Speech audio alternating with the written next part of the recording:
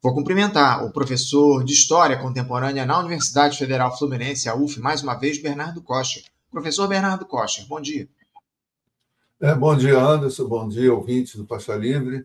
É um prazer estar aqui de volta.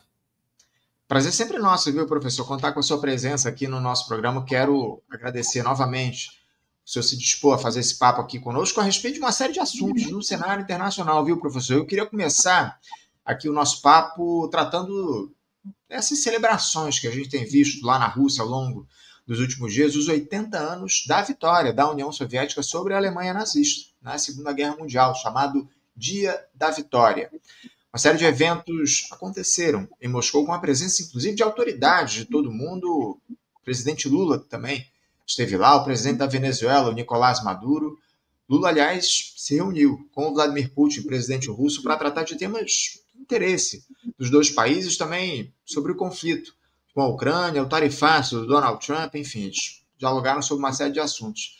Professor, antes da gente analisar a presença do Lula nesse evento em comemoração Dia da Vitória, Lula, aliás, está na China agora, nesse momento, e foi muito criticado por parte da grande imprensa do país, justamente por ter ido a esse evento lá na Rússia. Eu gostaria de ouvi-lo um pouco mais a respeito do que representou em si essas celebrações, para além de lembrar aí um momento fundamental na trajetória da União Soviética, da resistência ao nazismo. Essa celebração em Moscou, com encontros entre lideranças do sul global, pode ter um significado mais relevante na resistência a esse novo avanço da extrema-direita, também uma mudança no centro da política no planeta. Enfim, como é que o senhor avalia esse evento que a gente teve lá em Moscou, lá na Rússia, dos 80 anos do Dia da Vitória?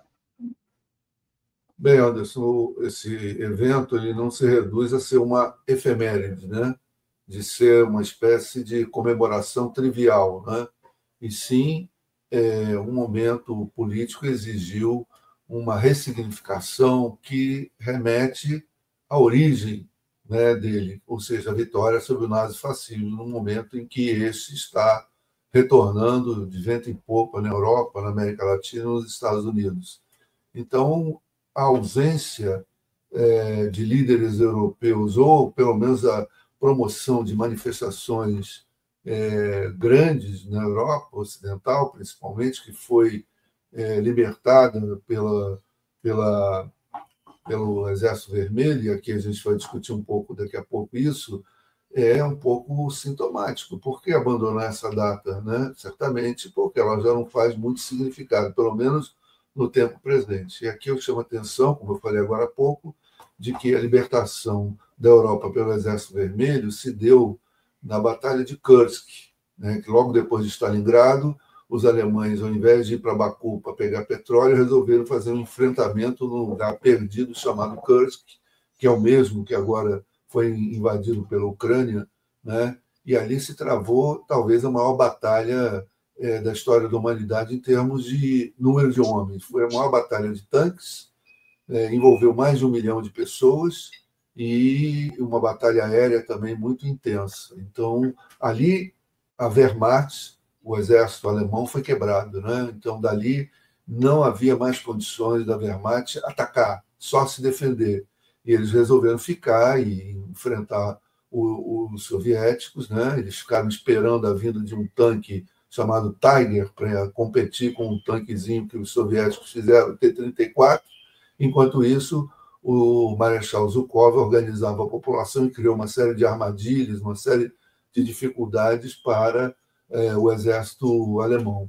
E essa batalha foi desfavorável aos alemães, eles bateram em retirada e só podiam ficar na defensiva. Ainda houve uma ofensiva nas Ardenas, uma última tentativa quase suicida de atacar os aliados. Depois os aliados entraram e também tiveram muita dificuldade. Eles embarcaram na Normandia em 10 de junho, né, de 44, chegaram em Berlim em abril de 45. Levaram 10 meses para percorrer um caminho que hoje se faz em algumas horas de carro. Né, levou muito tempo, a resistência era muito grande, mas a Alemanha não tinha mais condições de atacar e a quebra dessa capacidade foi feita pelo Exército Vermelho. Daí os antigos soviéticos, agora os russos, reclamam muito que a historiografia ocidental não reconhece a Batalha de Kursk né, como sendo uma essencial para a vitória aliada que veio depois no dia D. A historiografia, filmografia, Hollywood tem dezenas de filmes sobre o dia D e nenhuma consideração com a Batalha de Kursk. Então, essa ressignificação que foi feita pelo presidente Putin está dentro de uma série de manifestações que, desde o início do governo dele, a parada militar tem um início onde a bandeira do Exército Vermelho está presente, né?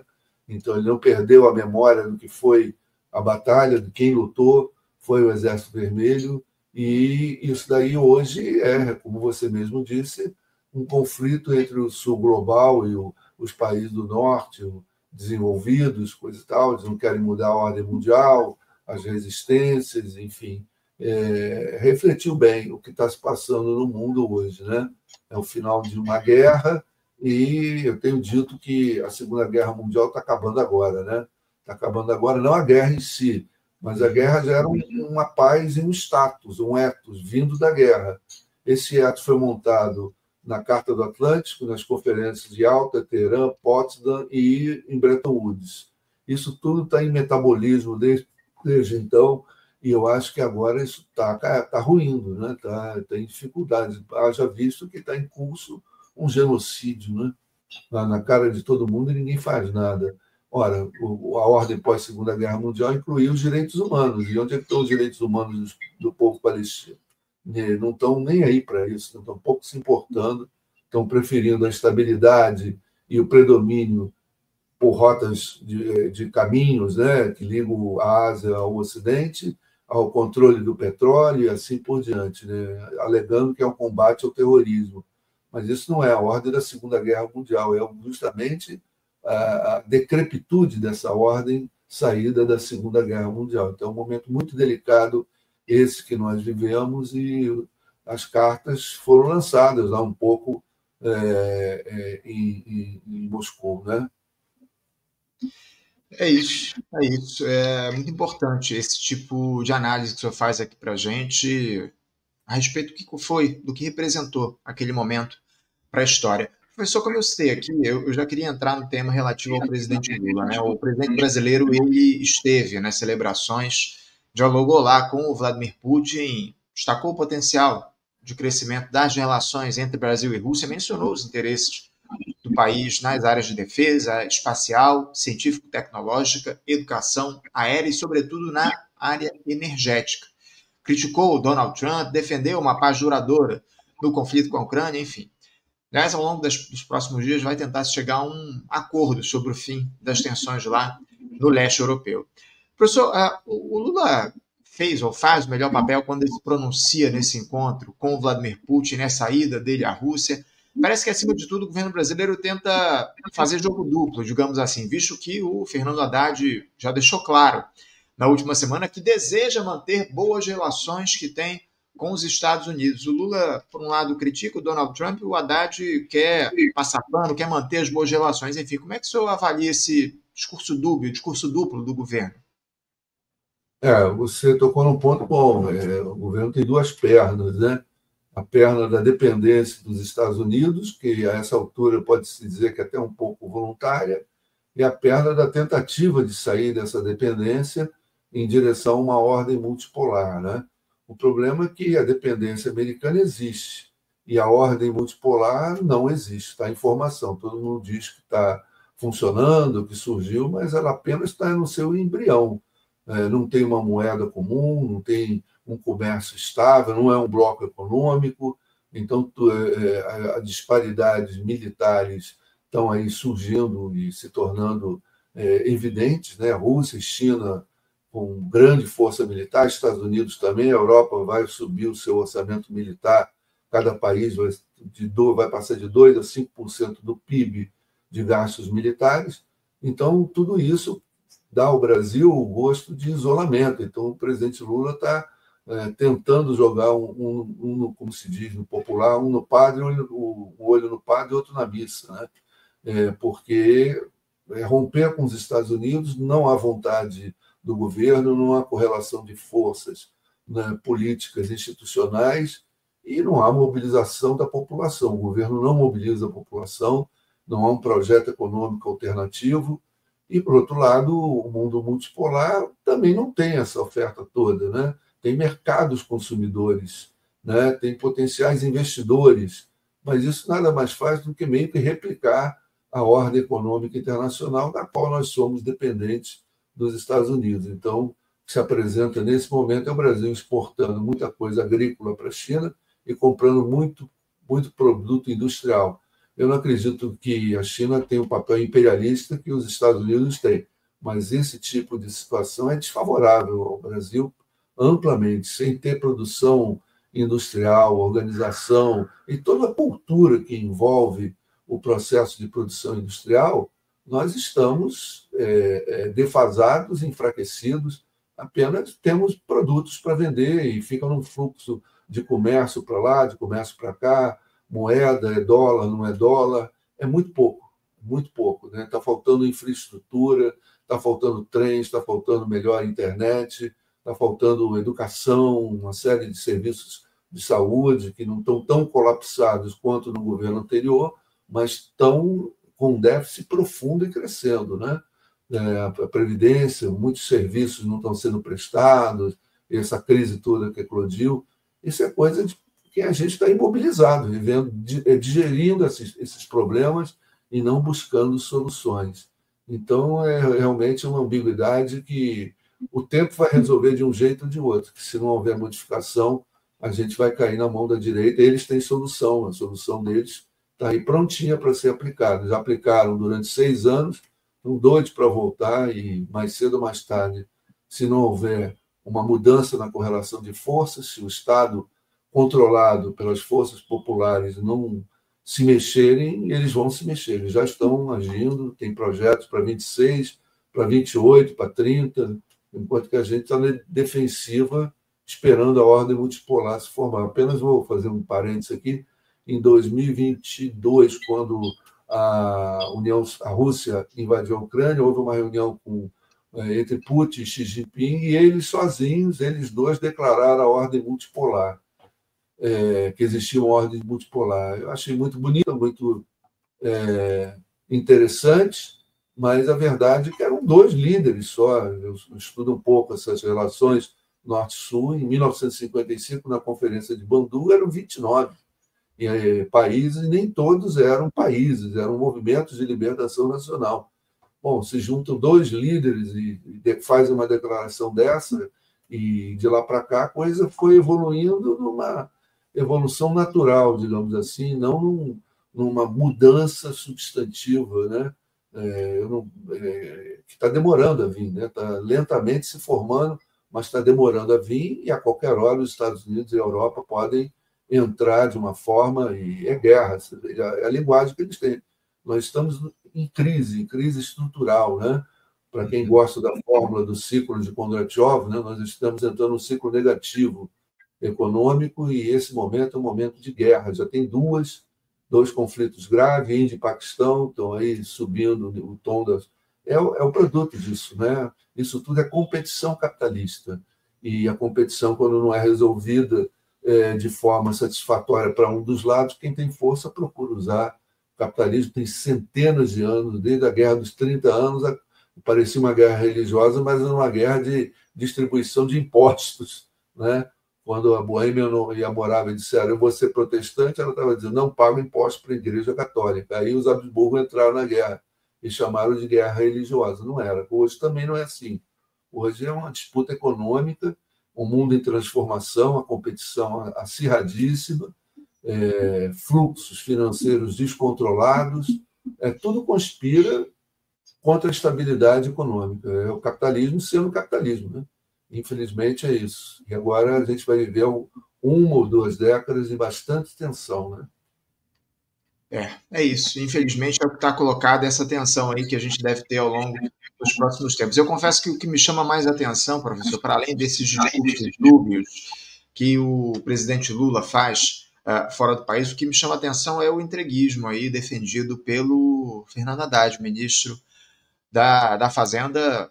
Tivemos aí esse anúncio recente da proposta do governo de vender, ou, na verdade, oferecer incentivos fiscais para empresas para estas big techs instalarem seus data centers aqui no nosso país. Enfim, isso põe em risco a soberania nacional, um negócio inacreditável que é defendido por essa gestão. Enfim, professor, em relação ao tema do cessar-fogo entre russos e ucranianos, o Vladimir Putin propôs uma reunião com o chefe do executivo da Ucrânia, Volodymyr Zelensky, no próximo dia 15, quinta-feira, em Istambul, lá na Turquia, para discutir o fim das tensões entre os dois países. Abre aspas, nós estamos determinados a manter sérias negociações para eliminar as causas que originaram esse conflito. Fecha aspas, disse o presidente russo. Essa fala aconteceu horas depois de o presidente da Ucrânia propor um cessar-fogo de 30 dias, começando hoje, na segunda-feira. Líderes de Reino Unido, França, Alemanha, Polônia e Ucrânia definiram o início desse cessar-fogo em uma reunião em Kiev. Também teve a participação por telefone do presidente dos Estados Unidos, o Donald Trump. Parece, professor, que os diálogos devem avançar aí nesse conflito que já dura mais de 3 anos. A Rússia confirmou que não abre mão do controle de determinados territórios da Ucrânia. O Donald Trump conseguiu um acordo para ficar com parte das terras raras dos ucranianos, em troca de apoio militar ao país. Ou seja, professor, parece que o Volodymyr Zelensky terá de ceder até o limite, caso queira o fim desses conflitos. Dá para esperar um passo atrás do Putin em relação a essas exigências que ele faz e já fazia para o encerramento das tensões no leste europeu, professor? Mais constante, mais lógica, é a do presidente Vladimir Putin. Ele vem falando a mesma coisa há mais de uma década, né? Ele vem falando que a questão de segurança da Rússia, da Federação Russa, é crucial. E, realmente, a Ucrânia tem uma posição geográfica que vulnerabiliza a capacidade de dissuasão das armas russas. Se instala ali mísseis ultrassônicos, acabou a conversa, é quase guerra imediata. Então, ele já vinha falando isso há muito tempo, e a OTAN, e as ONGs, o governo americano, isso a imprensa está cheia de analistas, a internet está cheia de analistas, mostrando que isso foi uma condução de fora para dentro da Ucrânia, mais do que, ou tanto quanto, forças internas. Então, o presidente Putin tomou uma atitude antipática, ele foi demonizado, agora há pouco nós falamos da ausência dos países da Europa Ocidental nas manifestações dos 80 anos, não quiseram entregar o mérito da União para a União Soviética, porque também não querem entregar o mérito da vitória da Federação Russa, que essa vitória está no campo de batalha, está bem estabelecida, a resistência é grande, mas está bem estabelecida, e eu acho que ele não muda de posição. Eu creio que o que está chegando à conclusão é que já chegou uma fórmula de custo-benefício. Antes, o custo o benefício compensava o custo, agora o benefício já não compensa o custo. A partir de agora é custo atrás de custo, arma atrás de arma, a superioridade russa e a sua logística articulada com a China, com tropas sul-coreanas, ou seja, a Rússia não está isolada, ela não entrou em crise econômica, muito ao contrário, cresceu, está ocupando posições, voltou ao comércio crescer entre Federação Russa e Estados Unidos, eles estão caindo no ridículo, né? Essa que é a verdade, em insistir numa guerra e numa tensão onde a palavra foi dada ao final da Guerra Fria pelo secretário de Estado James Baker ao então secretário-geral do Partido Comunista da União Soviética, Mikhail Gorbachev, que não haveria avanço da OTAN para o leste europeu. Essa palavra não foi cumprida. E a Rússia está vulnerabilizada, está ao ponto de se tornar um refém das armas, né? De uma forma, todo mundo é refém da dissuasão da arma dos outros. A Europa é armada, os Estados Unidos é armado, mas é de uma forma tão profunda, o território ucraniano quebra qualquer regra, né, de convívio pacífico, né? Eu acredito que a elite ucraniana, a classe dominante ucraniana, está doida para isso, para tirar proveito da situação, porque a economia ucraniana estava em frangalhos há muito tempo. A migração de jovens ucranianos para a Europa Ocidental buscando emprego mostra o fracasso do modelo econômico que os ucranianos instalaram depois do fim da Guerra Fria. caíram na cantinela neoliberal, não deu certo, tentou-se acordos com a Rússia, eles não quiseram, preferiram com a União Europeia, e nada funciona direito já há muito tempo, e os ucranianos queriam faturar em cima da crise russa e acabaram importando a crise que eles queriam importar. Se deixaram usar, se manietar, e agora a União Europeia e os Estados Unidos, a pressão do presidente Donald Trump também isso conta, apesar dele ser randômico com a conduta dele, ele tem algumas coisas de maluco beleza que ele quer o fim da guerra, deixa de ser positivo, vai cobrar o preço, mas os ucranianos sabiam que a guerra não ia ser de grátis, né? Não é uma guerra de brinde, ia ter custos, né? A população já está pagando esses custos, o número de baixas é muito grande, a perda de riqueza material, estavam reclamando da Rússia, agora vão ter que engolir a perda dessa riqueza importante, terras raras, né? É uma riqueza muito importante para a moderna tecnologia. Enfim, acho que está chegando a hora da paz de uma forma tipo, não vamos admitir que perdemos, vamos estabelecer um cessar-fogo, aí vai num embromation, né? Como se diz por aí, e um belo dia a guerra acaba, né? E acho que é por aí. É uma saída honrosa para uma situação desonrosa que eles mantiveram a Ucrânia, né? A Europa Ocidental, a União Europeia, os Estados Unidos até o final do mandato do presidente Biden e os próprios elite ucraniana, né? Que é realmente muito parasitária, vivia de tirar recursos do Estado, não fez investimento diferente que a Rússia fez, investiu em tecnologia, em produção, em infraestrutura, enfrentou uma guerra contra a OTAN sozinha praticamente, né? Sem dúvida, sem dúvida. Vamos ver como é que vão se dar esses diálogos aí que vão acontecer a partir do próximo dia 17, quinta-feira, lá em Bruxelas, na Bélgica, a fim de se encontrar um denominador comum pelo fim desses bombardeios que a gente tem no conflito entre russos e ucranianos. Professor, eu queria também tratar de um outro polo de tensões aí que surgiu recentemente, nesse caso envolvendo Índia e Paquistão. Nos últimos dias, essas duas potências nucleares entraram em conflito, gerando um alerta sobre a deflagração de uma guerra. A disputa pela região de Caxemira está no centro dessa crise e ambos os lados se dizem vítimas de ataques do outro lado. O bombardeio em 22 de abril em Pahalgam, na Caxemira, administrada pela Índia, matou 26 pessoas, quase todos hindus, e desencadeou a atual onda de violência. Em 7 de maio, a Índia respondeu e lançou uma nova onda de mísseis contra o Paquistão. A ofensiva atingiu 6 cidades e matou pelo menos 31 pessoas, incluindo 2 crianças. Nos dias posteriores, drones indianos atingiram as principais cidades e instalações militares paquistanesas. Uma guerra de narrativas também se instalou, viu, professor? Porque a Índia insistiu que os seus mísseis atingiram apenas infraestruturas terroristas, mas o Paquistão fala que civis foram mortos. Um cessar-fogo foi anunciado no último sábado, mas acusações de rompimento desse acordo foram feitas pelos dois países horas depois. O Donald Trump disse que os Estados Unidos participaram dessa mediação. Professor, o que dizer sobre essa escalada das tensões entre indianos e paquistaneses, mas os riscos que se colocam para os próximos tempos, enfim, considerando que estamos falando aí de dois países que têm armamentos nucleares, né? É o que nós falamos agora há pouco, né? Está aberta a temporada de guerras, né? Guerras regionais, tensões regionais que já existiam, no caso da Índia e do Paquistão. A Constituição do Paquistão é uma crise só, né? Porque o Paquistão foi, digamos assim, extraído das costelas da Índia.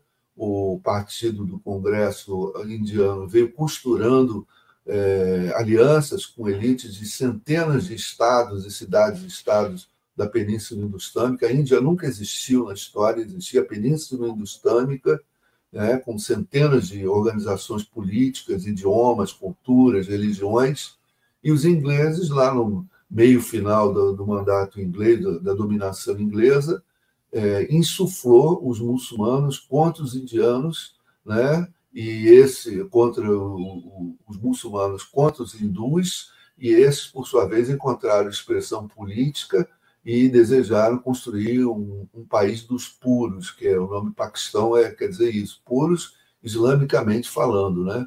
Paquistão e Israel são países parecidíssimos. Um veio para os judeus e outro veio para os muçulmanos. São os dois países que surgiram para atender denominações religiosas no processo de descolonização. Então, nesse processo ficou de fora a Caxemira, né? E a Caxemira tem maioria não muçulmana, mas os hindus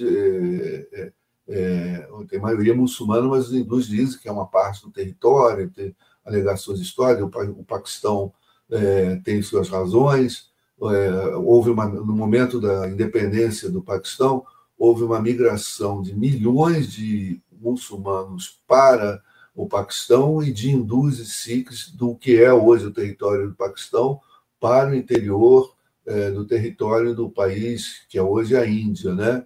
E, curiosamente, hoje tem mais muçulmanos dentro da Índia do que no próprio Paquistão. Tudo em números colossais, gigantescos, a população é muito densa, a demografia é muito, muito grande, né? E isso teve várias guerras.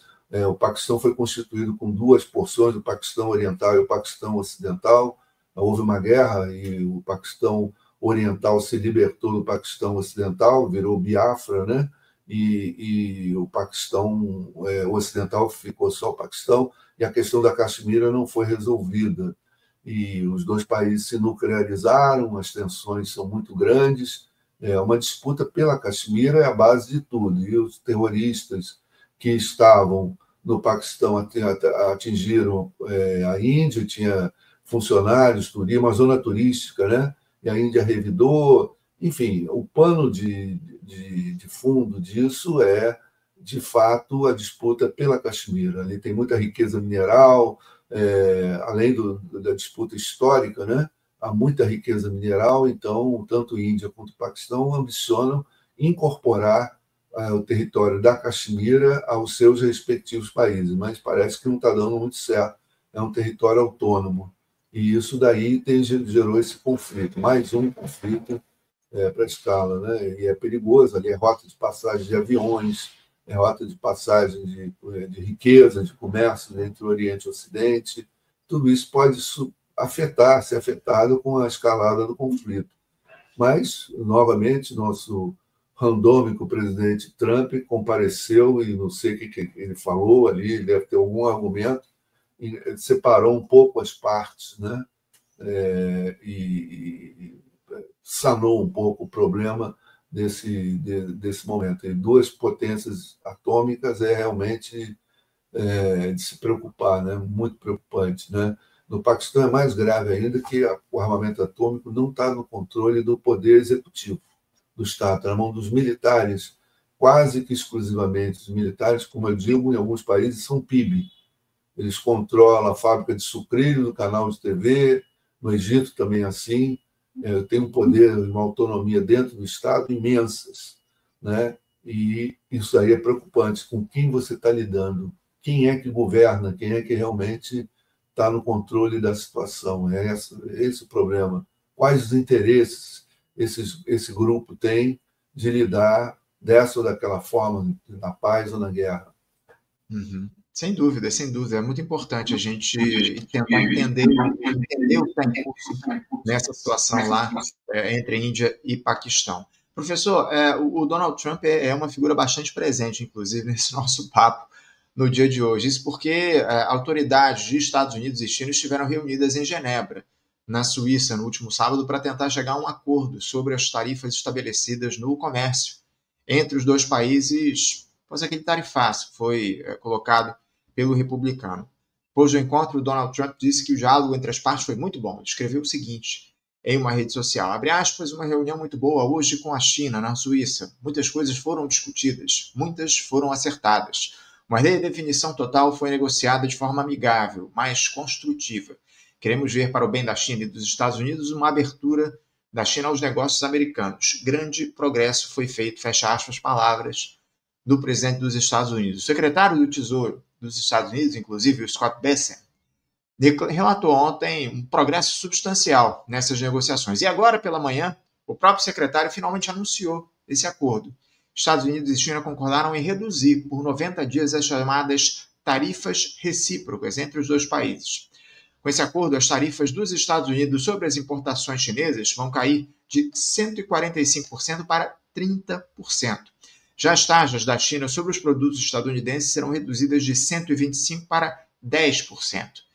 Trump havia dito, inclusive, que achava que tarifas na casa dos 80% aos produtos chineses estariam de bom tamanho.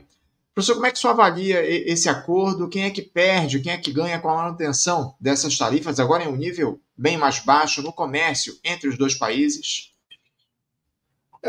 Os Estados Unidos perdem, né? Perdeu porque jogou uma carta elevada e agora não está se confirmando, né? Mas eu também não subestimo o presidente Trump, apesar de ele ser, como eu falei, um pouco maluco, beleza, ele está representando um sistema, e esse sistema econômico americano é altamente parasitário. Ele não vive da produção, como o chinês, né? O chinês tem seus bolsões de capital financeiro, de capital fictício, mas tudo controlado estritamente pelo Estado, através de política monetária, creditícia, tributária, fiscal, enfim. Não é uma coisa solta, não é desregulada. O presidente Trump está fazendo um jogo de cena, na minha opinião. Ele aponta para uma reindustrialização que ele não vai conseguir, porque ele não está criando as condições para que isso ocorra, né? Ele só está fazendo protecionismo, mas, no fundo, ele está fazendo uma jogada. Então, eu diria que, se ele perde, ele não perde todo. Eu costumo dizer o seguinte: ele está jogando pôquer com 5 cartas, ele está tentando empurrar todo mundo para um lado, para o outro, trocar posições, e, no final, ele vai pegar do sistema econômico fora dos Estados Unidos uma carta e botar na mão. Ou seja, vai passar a ter 6 cartas na mão. Ele vai dar uma espécie de golpezinho, né? Tarifa dali, vem daqui, vai dali, coisa dali. Aí os países que estão em torno é que vão ter que se virar para pagar esse custo, né? Mas vai se voltar com os Estados Unidos, porque a China vai aumentar a produção e a produtividade. Então, ela tem condições de enfrentar qualquer perda, mantendo ou a taxa de lucro alta ou a massa de lucro bastante alta, ou uma coisa ou outra, ou as duas. Mas isso dá tempo para o presidente fazer o seu mandato, fazer suas modificações, sem fazer mudanças estruturais. Eu acho que é esse que é o problema. Ele não quer fazer, ele não tem condições, não está criando condições de fazer mudanças estruturais. Ele está criando apenas uma cortina de fumaça, principalmente na questão tarifária, também na migratória. Na migratória nem se fala, tem setores dos Estados Unidos que estão perdendo mão de obra. Ao perder mão de obra, ou não funciona, ou vai aumentar o custo da força de trabalho. Portanto, vai aumentar o custo da produção do produto final e vai gerar inflação. É uma possibilidade. E ele não está nem aí para isso, ele vai fazendo as coisas do jeito dele. Mas isso, como eu falei, tem que focar menos o homem, mais o sistema. Porque se ele chegou lá é porque deixaram, é porque se colocasse um homem de esquerda, um presidente de esquerda, que quisesse tarifar para melhorar os serviços sociais, e fazer isso, fazer aquilo mais, melhorar a situação da classe trabalhadora, ele seria cuspido para fora, ele não passaria das primárias, né? Se houvesse alguém com essa disposição, coisa que um ou outro toca no assunto, mas não consegue elaborar um programa. Então, ele está representando um sistema, o sistema está exigindo, já que o antigo, né, que foi formado pelo presidente Clinton, com a globalização, está fazendo água, como eu falei agora há pouco, a crise econômica está chegando, a competição está se tornando acirrada, ele está empurrando todo mundo, onde cair, caiu. Em algum lugar ele vai pegar alguns trilhões para ele, a China talvez pague, né? Mas no final ela sabe, ela vai aumentar a produção e a produtividade e vai, ao longo de 5, 10 anos, para evitar brigar, ela vai tentar, vai recompor essa perda, né, tarifária ou alguma coisa, alguma barreira que ele coloque. Então, é um jogo muito louco, né? É um jogo muito louco. A gente estava aqui contra a globalização liberal. Hoje, a globalização liberal, já estou vendo gente defendendo, né? Não, o Trump é maluco, coisa e tal. Então, ele nos empurrou para a defensiva, né? Ele nos empurrou para a defensiva. Esse é um momento que é um momento muito confuso, né? Um momento muito confuso, porque precisa de reformas, precisa de instituições multilaterais funcionando, e eles estão fazendo tudo para desconstruir as reformas que foram feitas no pós-guerra. Como eu falei agora há pouco, o final da Segunda Guerra Mundial, está acabando agora, né? Eles construíram instituições, essas instituições hoje estão desgastadas, né? E as instituições multilaterais estão completamente, a ONU, inoperantes quase. Para a questão da Palestina, a ONU é a espectadora, né? É uma espectadora privilegiada, até tem uma voz para falar o secretário-geral, o responsável pela Acnu, ele chega e fala, mas intervir mesmo eles não conseguem. Né? E sem falar na Organização Mundial do Comércio, porque esse tarifaço jogou a Organização Mundial do Comércio para escanteio, né? Praticamente para o limbo.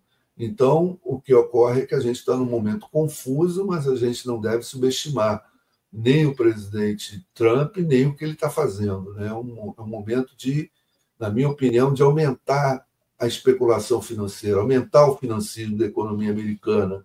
Não vai diminuir, ele não vai jogar numa economia produtiva, que ele não está fazendo nada. Ele está arrebentando tudo que ele pode, mas é o jogo dele, é o jogo do rentismo. Né? Acho que é isso que está dominando os Estados Unidos, é o rentismo. Né? E ele representa bem esse rentismo. Né? Não é o que a gente está acostumado, né? Mas e me parece que esse é o cenário e a gente só vai saber, infelizmente, daqui a 4 anos. Ele vai dizer, olha, eu instalei 5 mil empresas industriais. O que isso representa? Quase nada, né? Quase nada perante o poderio industrial chinês, russo, sul-coreano, japonês, muito pouco, né? Para enfrentar todo mundo junto. Imagina os Estados Unidos voltar a produzir panela, produzir mala de viagem, produzir equipamento de som que a gente usa em casa. Isso não faz mais sentido, né, para os Estados Unidos. Então, é um momento, né? Ninguém sabe onde isso vai gerar. Uma das possibilidades, infelizmente, é guerra, né? Destruir para reconstruir de novo. É sempre uma oportunidade de negócio, né? Como já nos ensinou o economista Schumpeter, né? A destruição criativa, né? Você destrói, reconstrói. Então, temos que ter muita vigilância e muita pressão para fazer as instituições multilaterais voltarem a funcionarem, seja com o poder multilateral ou mesmo sem ele, a gente fazer de alguma forma. Né? A própria China valorizou a ONU, né? Acho que é um pouco por aí. É isso. Professor, antes de a gente encerrar aqui o nosso papo, eu queria trazer aqui uma mensagem, um comentário do Marcos Andrade. Ele diz aqui o seguinte, ó, um grande abraço ao professor Bernardo Kocher, meu orientador nos trabalhos de conclusão de graduação e especialização. Um abraço, Anderson Gomes, e bom dia a todos e todas. Um abraço aí do Marcos para o senhor. Grande abraço, Marcos. Professor, eu quero agradecer muito a sua presença aqui, né, mais uma vez no Faixa Livre, trazendo aqui esclarecimentos a respeito dos temas relacionados ao plano internacional. Certamente vamos ter muito para conversar ao longo dos próximos dias. Essa visita do Lula lá à China deve acontecer aí ao longo das próximas horas, anúncios aí por parte dos dois países de acordos entre China e Rússia, China e Brasil, ainda mais num momento importante como esse, envolvendo o tarifaço lá do Donald Trump, essa guerra comercial. É muito importante que se estabeleça ou que se amplie o comércio e o diálogo entre esses dois países, a mais com a China tomando aí o protagonismo no comércio global, enfim. Professor, obrigado. Espero que a gente possa voltar a conversar em breve aqui no programa. Obrigado, Anderson. Um grande abraço e até a próxima oportunidade. Grande abraço, uma boa semana de trabalho para o senhor. Até a próxima. Conversamos aqui com o Bernardo Kocher. Bernardo Kocher, que é professor de História Contemporânea na Universidade Federal Fluminense, a UF, tratando aí dos temas relativos ao quadro internacional, uma série de assuntos que a gente debateu aqui